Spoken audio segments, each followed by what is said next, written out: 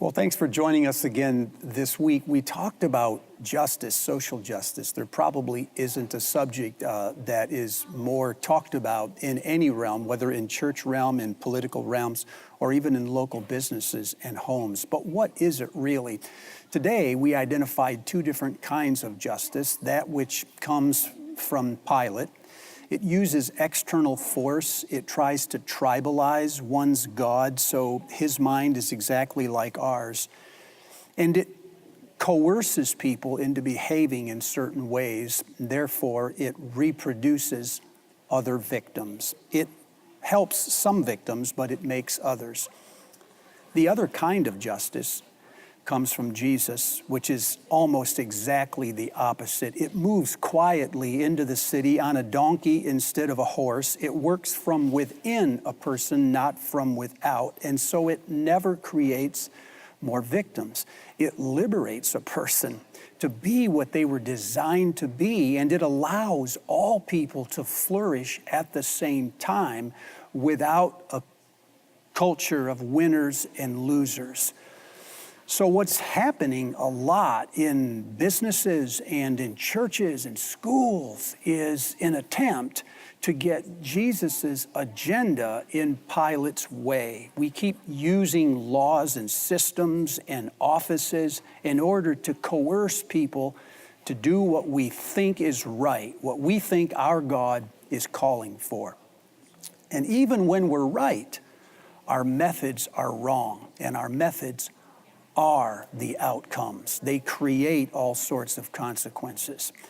So I called the people of God today to move quietly into offices and organizations and schools and locker rooms, into churches, into small groups, and to faithfully, quietly practice the ways of Jesus, not to overwhelm with either our intelligence or with our organizational clout.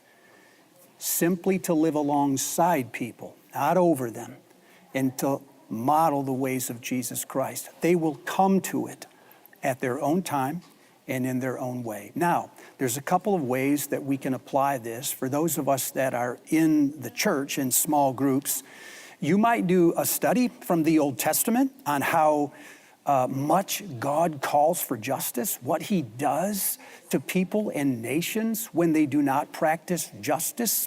Predominantly, he measures our justice by how we treat people that are poor, people that are oppressed, people that suffer as either widows or orphans, or people from other countries, what he calls foreigners. When nations or churches or organizations marginalize these people as second-class citizens, they are not practicing the justice of God. So spend time talking about ways in your groups and in your families where you open the gates for people of all kinds, even people who disagree with us ideologically, to come to the table of discourse. Inside of the business or in the office, in the locker room, I think what we're looking for are signature moments. I believe there's a signature moment in every organization where the leader determines how people are going to get treated. We don't announce it. We don't pass a rule, make it a policy. We simply quietly, faithfully treat people well. And it calls the organization in another direction. So rather than go to your business tomorrow or to your office and start talking about living like Jesus, talk about treating people like children of God, all people, even people that don't know that they're children of God. Talk about the different ways that we practice justice in our country, and talk about the unintended consequences and how it never works out the way that we want it to, and ask people if there might not be a better way. I believe as a follower of Christ, you have a way of bringing justice to the world that only the righteous know. And I encourage you to live it and practice it faithfully so that your homes, your families, your teams, your businesses, your churches will rise. God bless you.